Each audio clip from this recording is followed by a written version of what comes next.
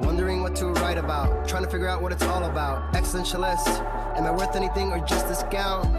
I don't know. I don't know. I don't know. Spending time all alone, sending my songs to the phone, dreaming of a better home, while focused on trying to hone this craft, witchcraft. Put the Bluez, let this last. I don't know if the earth is painted blue. That was great sounds of Watson with Outside on WNHHLP 103.5 FM New Haven. Myself, Prestige, with my partner in crime, Long Island Rays, Elm City made, EZ Bluez is in the building. EZ Bluez, you're better with introductions more than me. Who do we have with us today on Behind the Brand? Ladies and gentlemen, let me tell you a story. This is story time, ladies and gentlemen. Pull up, let me tell you a story. All right? Those kids picked on in the back of the room, those kids that were just a little bit too smart, those kids that messed up the curve, those kids that could spew anime quotes at you before anime was cool. For those kids, they went home. They listened to the man with the yellow mustache, and they said, hey, I am going to say my prayers. I am going to eat my vitamins. I am going to grow strong, and I'm going to have a whole nation behind me. That nation is the Nerd Nation. I want you to say nerd up to the man, the myth, and possibly the legend in his own mind. But hey, we're going to say it's okay anyway, because all that matters is how we feel about ourselves. Ladies and gentlemen, put your hands together, not if you're driving. If you're driving, keep your hands at 10 and 2, because we don't want any accidents. But put your hands together for Nathanial P. Carr. What's going on, good brother? How you been? That might be the best introduction I've had in years. How you doing? This is beautiful. That's beautiful. I love it. I'm doing good. Well, I thought I had a good introduction for myself. Well, we joke around about it. Prestige wants me to start offering these to like people randomly. You know, like charge like $20, and you know it'll be your ringtone. You want some more motivation? Be my audio? I'll be your audio. I just want to have you playing when people call me up. That's what they have to hear. That'd be awesome. Exactly. Hey, man, we will talk. We will talk. But this isn't about me. This isn't about Prestige. This is about you, sir, about your journey. Now, I didn't mention it. I kind of dropped hints to it because it's always better to, foreshadowing is better than just coming straight out with it. But you are a professional wrestler, correct? Yes. I am currently doing professional announcing and commentating, but I have been dabbled into professional wrestling for about 8 years. Started training in 2012, and then debuted in 2013.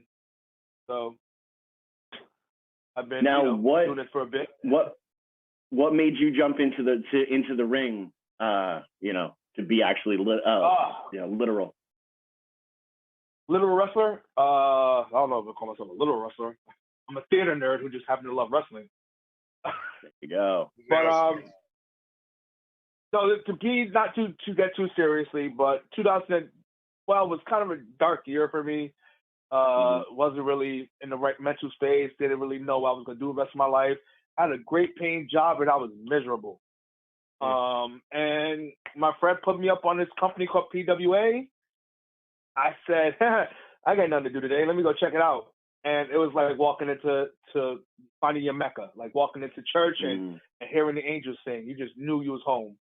And I knew I was meant to be working in this business and whatever I can do. It just happened that I started off as a referee. I got pretty good at, taking bumps. They said, let's try you in a match. And I started working matches. I came up with Nathanial Carr as kind of a joke and a rib on myself, because my referee name was Nick Toons, spelled like cartoons. So when I became Nathanial Carr, I needed a last name, and I thought, well, my referee name is Toons. Let me just make my wrestling name Carr. Right. And it was spelled wrong because it was supposed to be with a K, not with a C. But, here it is. I'm still Carr, Nathanial Carr. And then the P came from my tag team, the NPCs, the Nerdy People of Color. So, that's the short version of that story. Well, here's the thing. I'm a huge fan of Easter eggs, like huge fan of Easter eggs. I love that all of this thought went into the name that necessarily only you would get the joke for. Like, to that means so much to me on like a molecular level. I appreciate it. Like, I appreciate the cartoon joke there. It's great. Well, even like my shirts. Preston might know a little bit something about my shirts. He may have rocked one or two in his life. Even my shirts have Easter eggs. Like, my first shirt ever had a Nintendo controller. Instead of start and select, it was Elm City. Instead of AB, it was CT. You know what I mean? Like, it had little Easter eggs. My latest shirt, the wall of the Nerd Up Nation has a bunch of different graffiti styles of nerd references.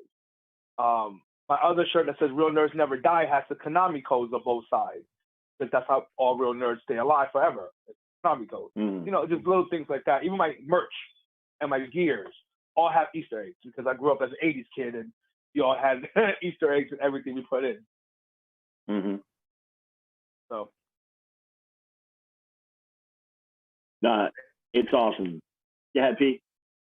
Nah, I was saying you do have a lot of Easter eggs. I remember one time seeing you in Danbury. I forgot what event was. I think it was back in 2016, Nathaniel. And you had different just symbols of different cartoons you liked as a kid. And it was not even Nicktoons. It was stuff like on Cartoon Network, and back in the day, Easy Blues, remember this, when we had Saturday morning cartoons. And you had different little logos and stuff on your pants. And a lot of kids back then, which was like 5 years ago, believe it or not, time goes by so fast. They were really relating to you. And that made you like a nice little local baby face in the area, especially in Danbury, which is really crazy to have a little local indie professional wrestling scene down there, Nick. And I definitely think you could agree with that. Well, I think what I love about independent wrestling is we are more accessible to the crowd. Currently, I do commentating for COS Wrestling, right? That's the strength. And with them, I promote them like crazy. It's not because I'm egotistical, or I truly believe they're the best kept secret in New England. I truly believe they have the best heels. They have the best faces. They have the best storytellers in New England. And this is not a hype game. This is the why I truly believe. When you can reach somebody like a young cat like Ichiban, you guys need to check him out. Nathaniel, I hate to cut you. Nathaniel, I hate to cut you off. Fine, do your job. But since we're at like a new audience right here on WNHHLP 103.5 FM New Haven. I know it's in a little station tag a little bit early, but way too early. But just introduce to just a little bit of our audience, just a little bit of like back history, like what are heels, what are faces, because like we know this just as three talking in a conversation, but just introducing this to our audience, break it down just a little bit of what heels are and what faces are, and a little bit about just wrestling storytelling. We can get like a little idea of just where we're coming from just in this conversation. I'll keep it simple. Let's lose the names we know, right? Yes. What basically boils down to, you have heroes and villains, right? Definitely. What's that? Good guy, bad guy. Absolutely. Basically. Yes. And then storytelling is you have to tell the story of the good guy either winning at the end, or the bad guy winning at the end. Yes. And the journey we take you on in that ring, whether it's 5 minutes, 15 minutes, or Broadway, which is known as 60-minute match. Mm-hmm. It's just that beautiful. That's the storytelling right there. It's we can go out there and kick each other's butts with weapons all day. That ain't telling the story. No, you know what I mean? If I take you on a journey with me in that ring, then I did my job. That's the real only job I have to do, is take you on my journey. And to me, I feel like that's the best part of professional wrestling, is taking people on that journey. Now, if you just want the guts and violence, that's on you. Yeah. And as we talk about your journey just a little bit more, Nathaniel, just pretty much just tell me just what was it like just learning to be a storyteller, because you are a visual storyteller in that ring. How do you make the audience believe into what do you do when it comes to just the theatrics and the athleticism that you bring into the audience? I mean, for me, I wish I could say I'm I picked it up easily. I didn't. I picked up the storytelling mostly easily. But when it came to athletics, it took me a while longer to pick that up. Yeah. And just to realize you have to highlight yourself. Mm-hmm. You know what I mean? If a guy can do a monkey flip or any kind of flipping, then focus on that. That's your skill. That's your talent. That's your little in. Other people are super strong. They can hit that gym and work out and gain 900 muscles in 2 minutes. I gained 1 in 8 years. But for me, I think it's all about highlighting your attributes, you know, and that's, I think, a lot of people are learning how to do now, and it's a beautiful thing. It's very interesting for me to see younger people who see me wrestle now wrestling on a regular basis, and I'm just looking at them like, wait, I'm that guy now? How did that happen in 8 years? I became a guy that you saw me wrestle, and now you're like, yeah, Carr, I saw you wrestle back in the day, while they're holding their newly won title. And I'm like, what the world just happened here? So it's a fun, interesting journey. Oh, definitely. And I guess see you have a lot of fun, and I see you definitely entertaining yourself, and it's great to see this transition, because I actually remember seeing you back when New Haven had a wrestling school. It was right next to what was that diner? It was next, I think it was Cody's. Yep. It was like a couple blocks away from Cody's. I was seeing you training in Nathanial, and you were just going back and just learning just the basics, learning bumps, and learning just like different kind of flips, and just seeing a person your size being so acrobatic. It just was amazing to see, brother. It really was. I'm glad you say that, because my mother yells at me, talking about, wait, you can flip in the ring and do all that stuff, but you can't clean your room? What the hell? Like, it was very different feeling she had about it. She was like, you're not really hurt? You can lie to me like that? I'm like, I don't know what you're talking about. I'm really hurt. So I'm glad you appreciate it. The family, not so much. Easy, I see the light bulb top of your head. Has actually never been to a show. Well, no, it's extremely interesting, because I love how you're showering the compliments, and he's also combating it back with that staying humble aspect. Where he did state before that the athleticism was not one of the top things that came through, and to really understand the industry, and we're going to get a little deep into it, because we're all geeks when it comes down to the industry itself, and it's awesome when we have the opportunity to sit and talk with an insider about it, because we get to get our full geek on, and why not get your full geek on with Nerd Up Nation, right? Yeah, that's kind of the point. Exactly, right? Totally. Like, if you're going to geek out hard, right? So here we are, and you talk about this journey that you went on, and you understood the positive aspect, as per you have an incredible personality. People will follow. Plus, this whole Nerd Up Nation thing, like around the time that you started in the industry, we were hitting that peak of Big Bang Theory, and the culture that was massively ridiculed and tortured from generations before is now getting the limelight. You have Bill Gates that's blowing up. Apple is taking over the entire world around this time. And we have this huge leap forward. And you seem to sit on the forefront of it, very similar to like an Austin Creed, or as people know, Xavier Woods.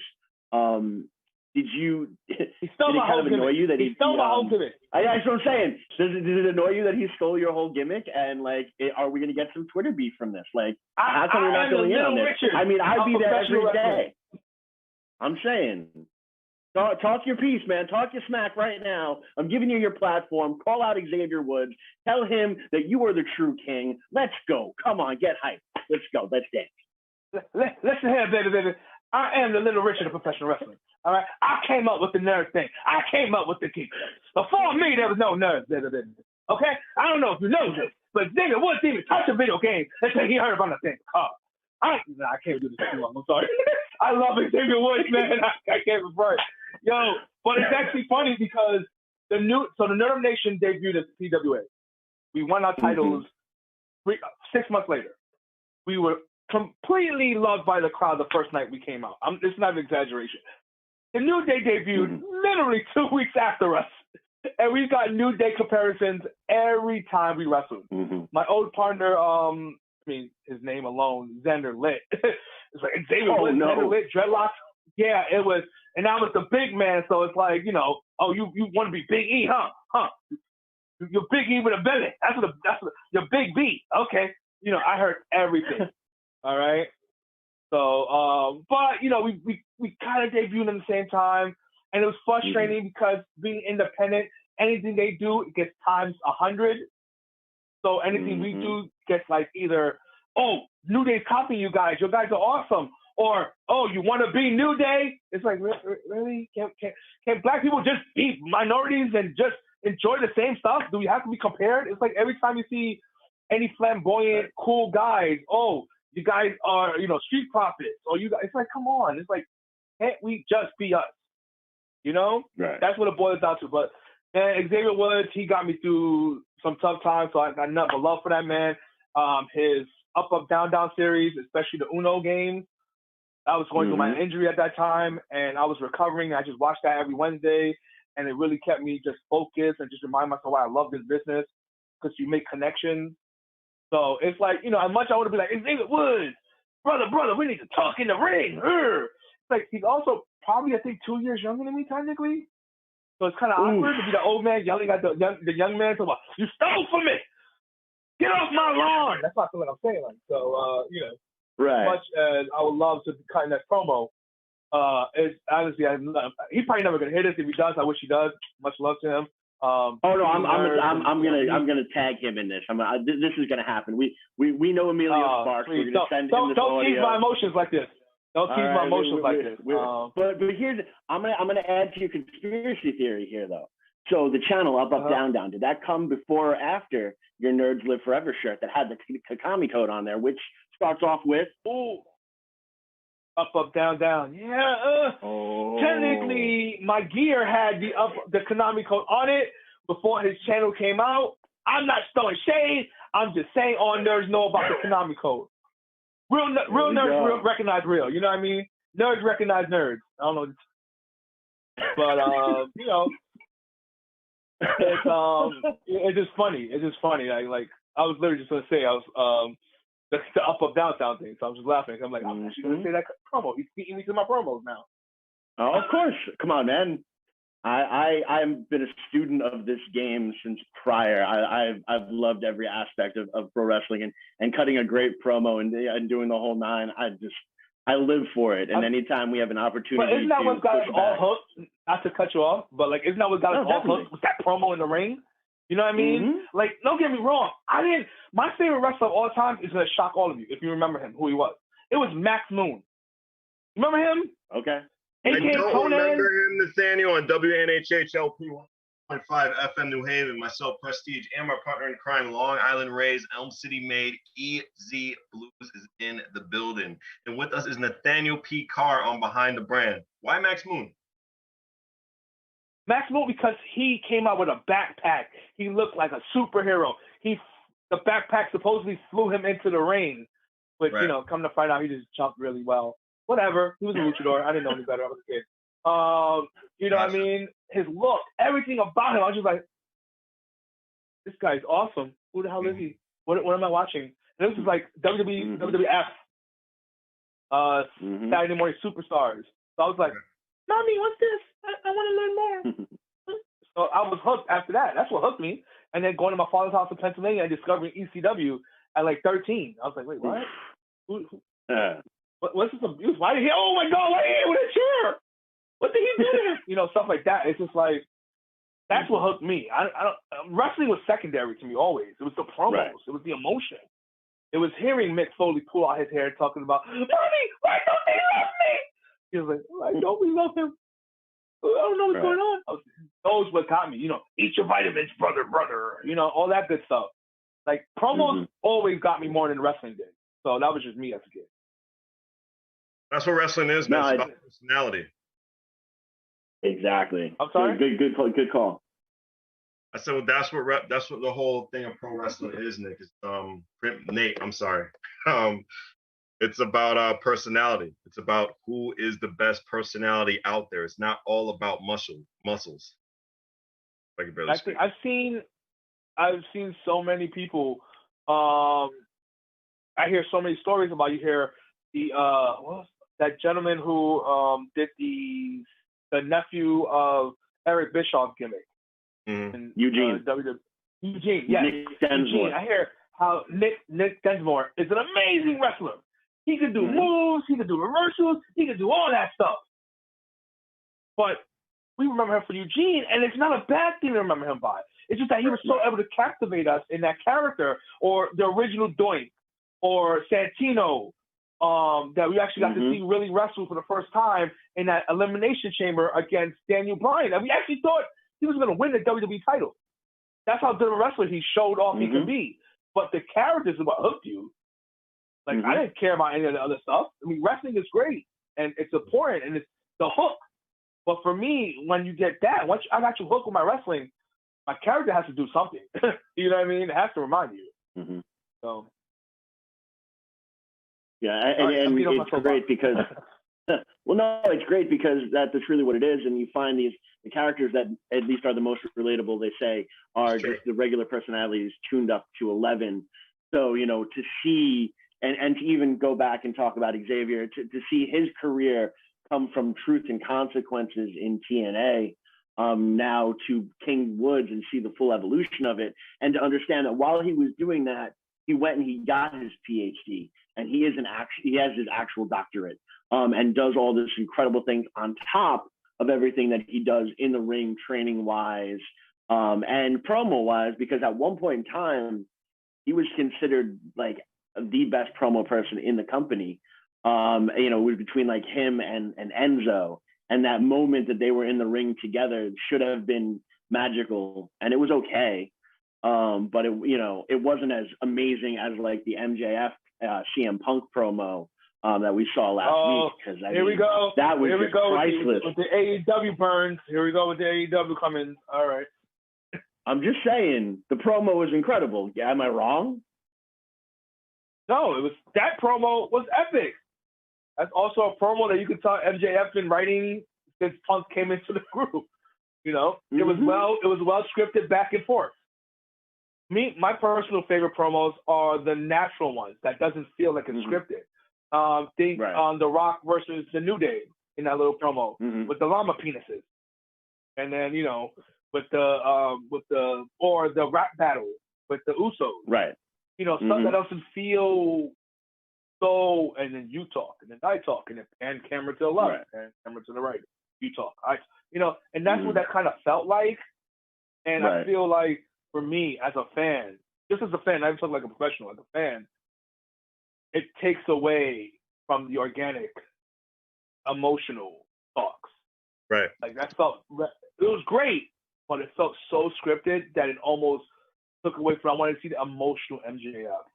About Punk, you're trying to come here and take my spot, take my place. I built this. You weren't here. You're collecting a big ass check. While I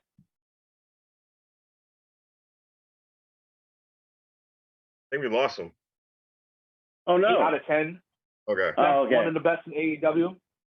Right. So, but definitely wanted a more back and forth, organic feel to it and emotion behind it. I don't want MJF to turn face or nothing like that, insider talk. But I still wanted some real emotion behind it, you know? But speaking of emotion... Is that what you do? Yeah, there you go. Thank you, P. Go ahead, brother. Let's focus more on you, because we're going on so much just out of frame, talking about different storylines and, you know, different stuff that's going on right now. But let's just focus more. Let's just focus more into Nathaniel. If I can barely get everything out my mouth. Have you ever thought about being a supervillain? Because you've been, you know, promoted as a face, as I've seen, just for kids. But have you ever had any talks, just like with your trainers and different other people? Because I know you're doing announcing now of just going to the dark side. Bro, I'm a Jedi for life. I know what you're talking about. I gotcha. I can never go to the dark side. No, but I did have fun playing with the dark a little bit. For some reason, it always happens in New Jersey. The two out of the 5 times I worked at New Jersey, 3 times now, technically 3, they have made me a bad guy. But the problem is, my bad guy or my heel is inspired by like you ever seen Real Husbands of Hollywood Mm-hmm. with Yes, I Kevin have. Hart? Yes, I have. Yeah, I'm Yeah. Kevin Hart. You know what I mean? That's my vibe. I'm better than Right. you. I'm cooler than you.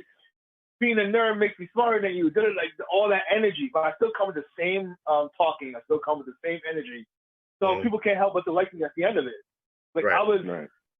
I'm full-blooded Puerto Rican. Spoiler alert, people that nerdy people of color can also be Rican. That's fine. And I wrestled against a well-known wrestler in the tag team with my tag team partner Xander Litt against Wrecking Ball Legursky. Follow NEW, you know who he is. Right. And the announcers were Puerto Rican. They announced us in Spanish. I grabbed the mic and said, I will not speak that mira stuff here, sir. We are the nerdy people of color. You will say it right without an accent. How dare you? We're wrestling in a Puerto Rican club in Newark, New Jersey. The boos that I got by cutting that promo, I had to tell somebody outside that I was Puerto Rican because literally the guy's like, no, papi, no, papi. Real Puerto Ricans don't scream like women when we get hit. You definitely not Puerto Rican, papi. And walks away from me. But says, good show, and walks away.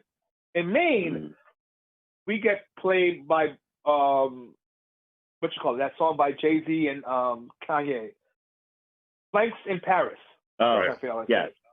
Yeah. Wrestlers in And we Paris. didn't come from a local arcade. We came from Brooklyn, New York, because apparently that makes it more tougher. Mm-hmm. We wrestle in a fairgrounds. So I'm mentioning the fact that it smells like cow poo because, in all honesty, the floor has that cow poo on it. Mm-hmm. The guy yells at me, "What you used to smell like, boy? Welfare?" I was like, "Well, we're heels." And we went out there and we were bad guys. It was that quick. It was that quick. It was like, "You used to smell like welfare, boy." I'm like, where did that come from?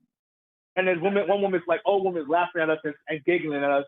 And he's like, "Grandma, you stop laughing at them. They're bad guys." And I go, "Look, she has more sense in her mouth than you have teeth. Okay, you shut your mouth."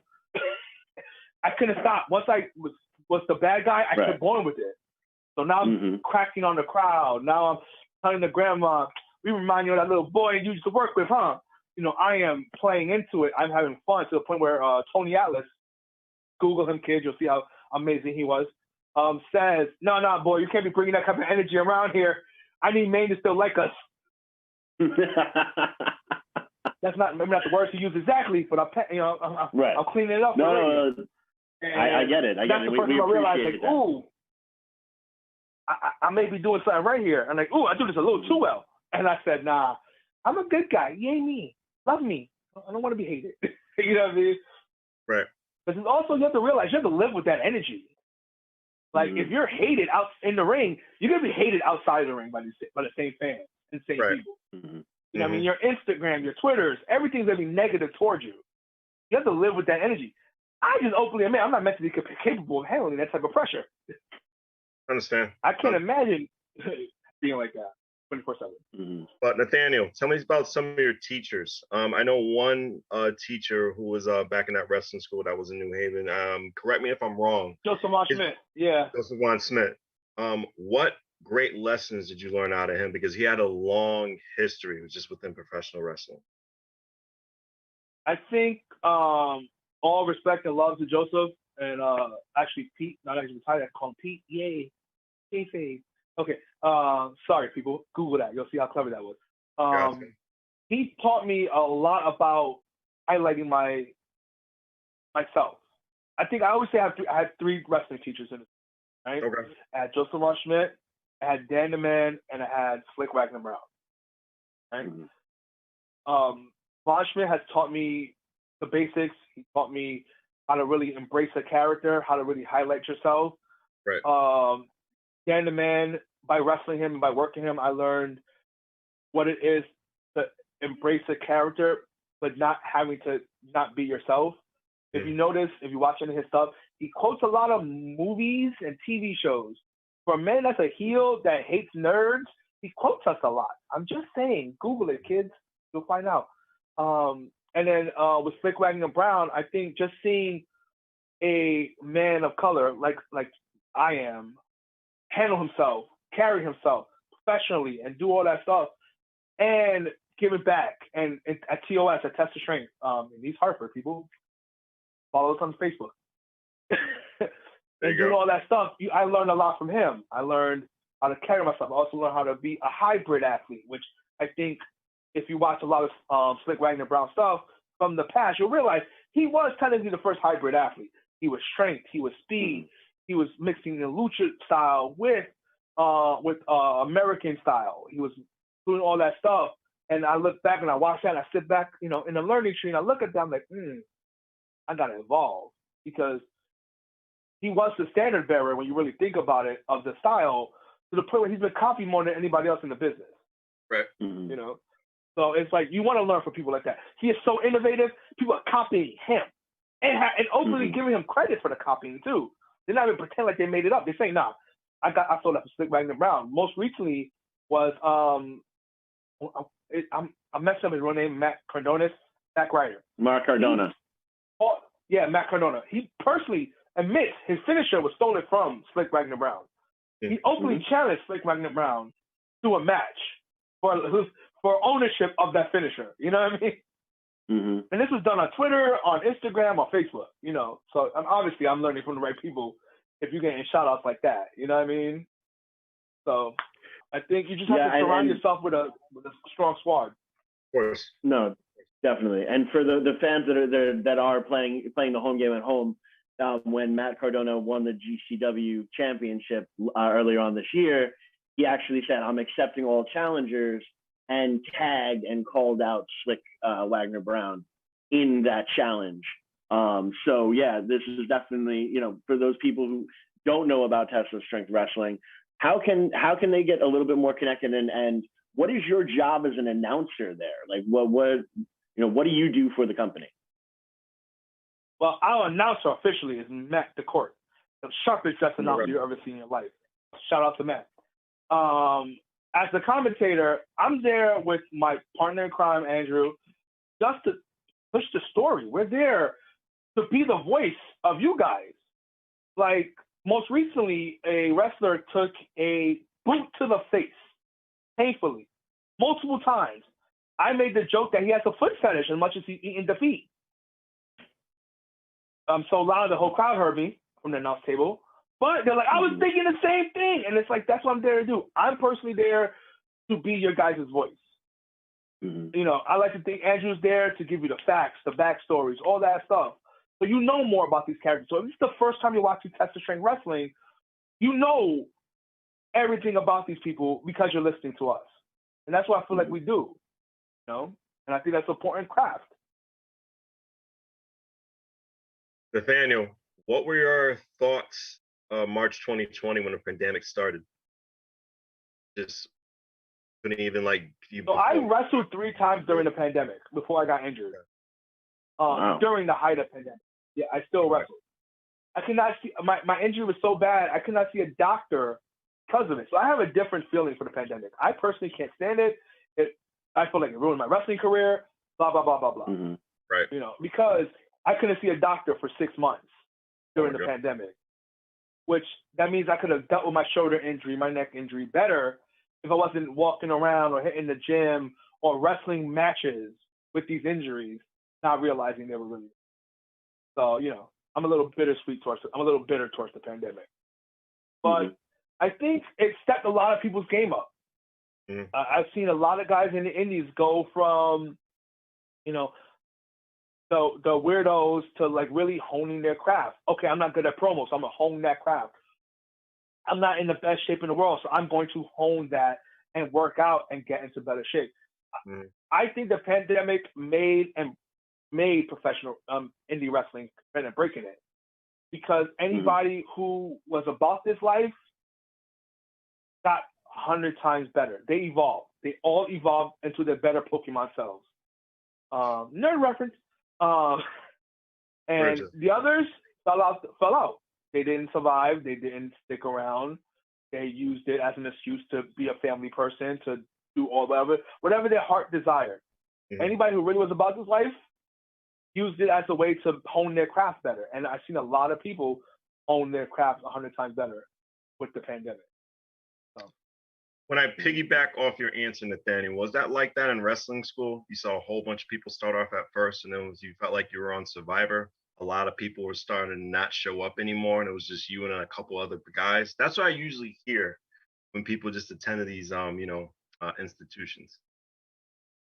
I want to say, me personally, I am kind of like snobbish about my history because there was a lot of guys who's gonna be the next big thing, and they were gonna take the indie world by storm and all this stuff.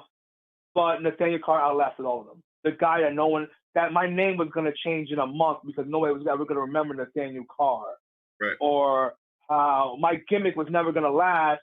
So it's fine, just work this gimmick for now, and in 2 years we'll change it, and you'll become something else. And 8 years later, I'm still Nathaniel Carr. I'm still Mr. Ancient Entertainment, still the Crown Prince of the Geekdom Kingdom. I have more monikers than Easy does. So my version is different. Right. Oh, Easy, we can battle, bro. We can battle. I got them for days. I have a notebook full of them. We can talk about that after the broadcast, but continue. The promo game is real, brother. But I think people like the idea of it. They want to be The Rock. They don't want to be Dwayne Johnson working at a gym at his uncle's house trying to get better. You know what I mean? They want to be Triple H. They want to be Paul Levesque working out in Kowalski's school back in the day in Massachusetts. You know what I mean? Like they want the final product. They don't want to go back and look at what got them there. You know what I mean? So, and I think that's the downfall of a lot of people. If you're going in there assuming you're going to become Triple H, your first bump, sir, just say thank you, shake your hand, and sit in the crowd because you're in the wrong spot. You're in the wrong side of the guardrail, as some of us like to say. You know what I mean? Oh, definitely. So, no, it's definitely it's walking that world between the fantasy and the reality of things, and that's with every art form, everything. And I do feel that pro wrestling is an art form as well. Now, I love the fact that you hold that chip on your shoulder. You say, 8 years ago, I was, someone that was going to change my name and change my gimmick every 2 weeks. And I was the one that was going to fade out, but I'm the one that's still standing. I'm the one that's going forward. And that speaks a lot of you as an entertainer and you as a human being. So I want to give you your flowers for that. Like right now, I really, really, really dig that. And I do think that a heel turn would be fantastic for you. I think you could spin that heel into having a whole sorts of following from there. Just putting the seeds of doubt in there, I'll match your belief. I'll match your theory. Mm-hmm. Am I really a heel for pointing all this stuff out to you? And then you going, well, that's not true because I don't like what you're saying. Am I really being a quote unquote bad guy if I'm pointing out to you what you're seeing is not true? It's not my true self? Or are you the bad guy in the crowd for what you call it? 5 FM New Haven, myself, Prestige, and my partner in crime, Long Island Rays, Elm City Made, Easy Bluez is in the building. I hate to cut you off being so heelish, Nathaniel, but go right ahead, my friend. Easy. You saw that. You saw what he did there, right? He tried to stop the truth from coming out. That was great. About the doubters. So he cut me off. You see? Keep your third eye open, brother. Keep your third eye open. But in all seriousness, how the greatest heels are the guys who believe what they're saying. Mm-hmm. Like, I truly believe I can become a quote unquote bad guy and never act any different. I'm just not saying what you want me to say no more. I'm not towing that company line no more. I'm not dancing for the man no more. Stuff like that. Like, it's all about perspective. Words. Okay. Exactly, so, and that's what I think is great about you in particular and the character in which you have, and that's why I'm sprinkling those seeds of heelness in there by taking that heel persona and taking that extra confidence that comes with the heel and sometimes a false confidence, because that's what's great about the spit heels, as they like to call them, the ones that run away from everything. They have this amazing false confidence. But by taking that confidence, you can run this heel-ish character that had just telling the truth, and that heel will turn naturally to a face and you can revolutionize the industry. I think you have that potential aspect there with your personality and your delivery. And that's kind of what I wanted to shine on there, is you could take this gimmick anywhere you wanted to. And you're sitting there and you're putting in the work and you're putting in the fight in there. But how do people see you? You know, I've heard about Nathanial Carr, but I have not seen his artwork yet. So how do people see Well, you? you can Google Nathaniel P. Carr versus on YouTube, Mm-hmm. and you'll find matches of me. You can come hear me live this Saturday in Massachusetts, East Hampton, the Pulaski Club. I'm terrible at pronunciations. I will send you guys the flyers. Yeah, I can give you the address also. It's a great show. It's called Sweet Christmas. It's being run by Texas Strength Wrestling, and we're having an amazing show. You'll hear me. I'm the loud Puerto Rican in the back every time, so it's not hard to discover where I'm at. We can have great matches, and you can see what I mean when I say we're the best kept secret in New England, because you're gonna walk in and be like, I may not know none of these names, but now I want to learn everybody's name. You know what I mean? Right. You never heard of a Jordan Rowe or The Firm, which in my opinion is probably the best stable. I won't say heel stable, because in their minds, they're the greatest thing that ever happened in professional wrestling, which obviously means they're good guys. But, you know, you can see Ichiban, you can see Ryan Frost, a man who I started in this business with years ago, and we had similar paths where we both started out training, then referees, and then debuted as wrestlers. I think that's, to me, my favorite way to go, because you learn so much. You'll see the Dan the Man and his new squad called The Mission, with his scary monster of a man called Patrick Saint, which don't actually call that man by his first name ever, because he might choke you out. He's been in the hood too long. But, you know, it's just a beautiful show that's going to be happening next weekend, this Saturday. So definitely follow the links. That's the Strength Wrestling at Facebook, and you'll see me more there. No, they can't get enough of me, brother. They can't get enough of me. I know that you do announcing for that organization, but have you ever had the idea in your head of just being a part of a creative when it comes to an independent league, like going behind the scenes and writing some of the storylines, getting more into character development for not just you, but just for other people on that roster and on that team? So I secretly have told people this dream. My dream always as a kid was never to be a professional wrestler. It was to win an Oscar and become the Puerto Rican Paul Heyman. Okay. So that sounds weird. Okay. But that was my two goals in life, right? I wanted to create my own ECW. I wanted to create stories, because to me, if you're a writer, if you're someone who loves being creative and loves wrestling, is constant creation. Like, right. You're constantly developing, you're constantly creating something, you're constantly helping people form these ideals and these things. And to me, that's always been my love. Like, I love being in the ring. And I feel like the only true storytellers of professional wrestling are the wrestlers. It's really hard to not, in the independent wrestling scene, there's not a Heyman type. You know what I mean? That's creating characters, that's creating things.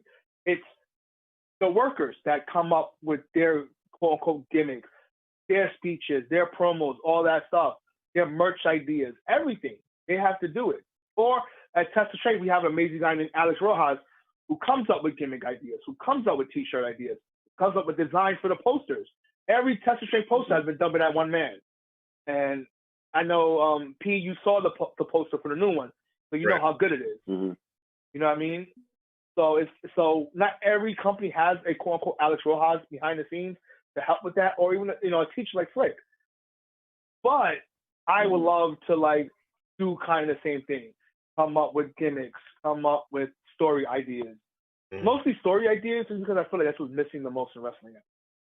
Great stories, stories that last past one show. We're going storytelling for years on end. For example, AEW, they're claiming that this long-winded storytelling of Hangman Page finally revealed itself. It's like, really?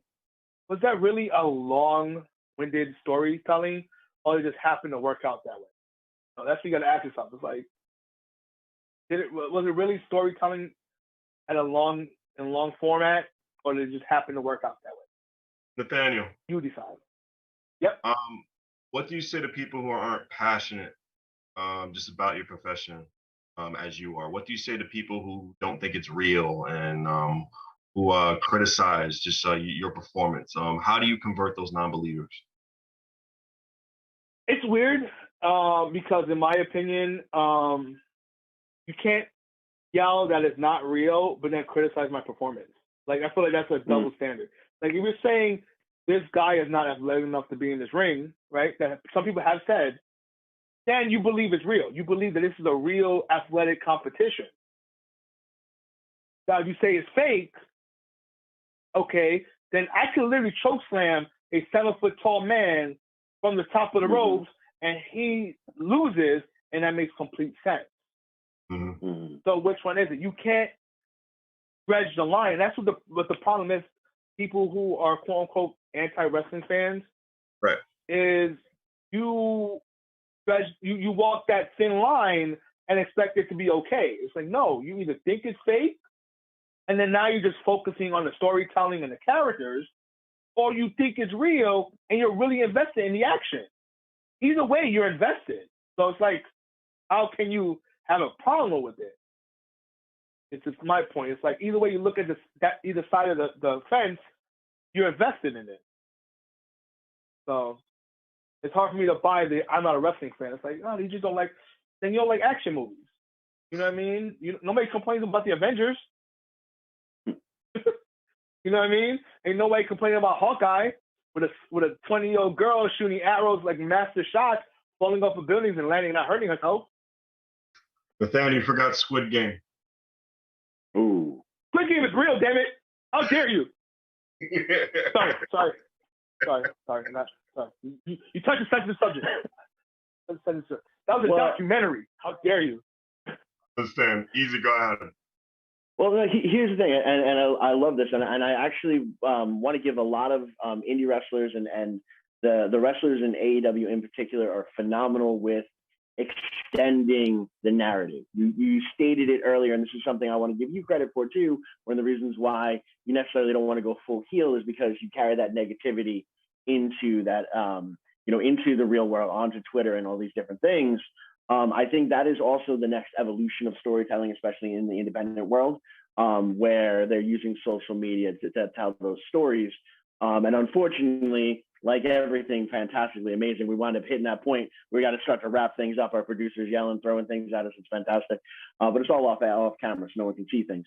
But how are you jumping in, being the leader of Nerd Up Nation, right? How are you jumping in through social media? How can people get in touch with you? How can you and I have like a Twitter feud and get 1.5 million fans between like the Behind the Branders and the Nerd Up Nation? I feel a war coming on. It's going to be fantastic. How can people really invest in Nerd Up Nation? How can they get this merch that we were talking about? What is the latest with Nathaniel P. Carr? Tell us. We know where you're going to be on Saturday, but tell us everything right now. Well, first off, real quick, I'll try to make it quick as possible because I'm long-winded. But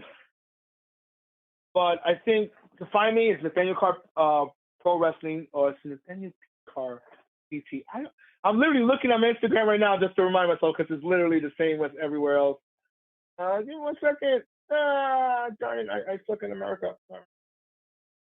Let's see, we can find. Yep, it's Nathaniel Carr Pro CT. Awesome. All lowercase. You'll find that. That's my Instagram. That's my Twitter. That's my TikTok. Nathaniel Carr's hilarious, kids. Google him. So that's all my handles.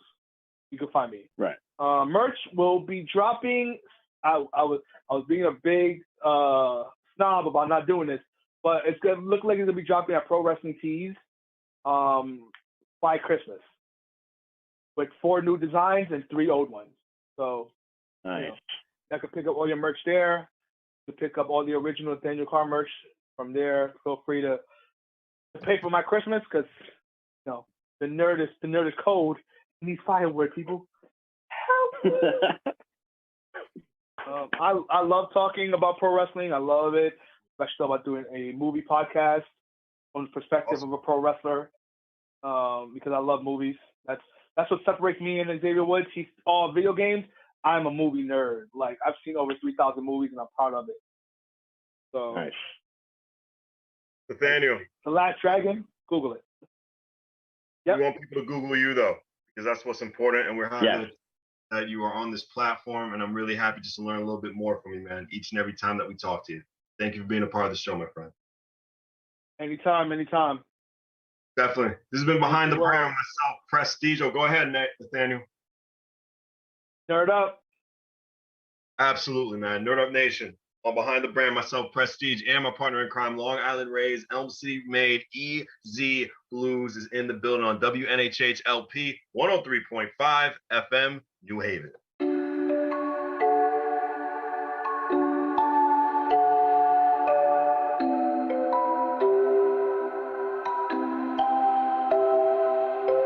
Wondering what to write about, trying to figure out what it's all about. Existentialist, am I worth anything or just this gown? I don't know. I don't know. I don't know. Spending time all alone, sending my songs through the phone, dreaming of a better home, while focused on trying to hone this craft, witchcraft. I hope the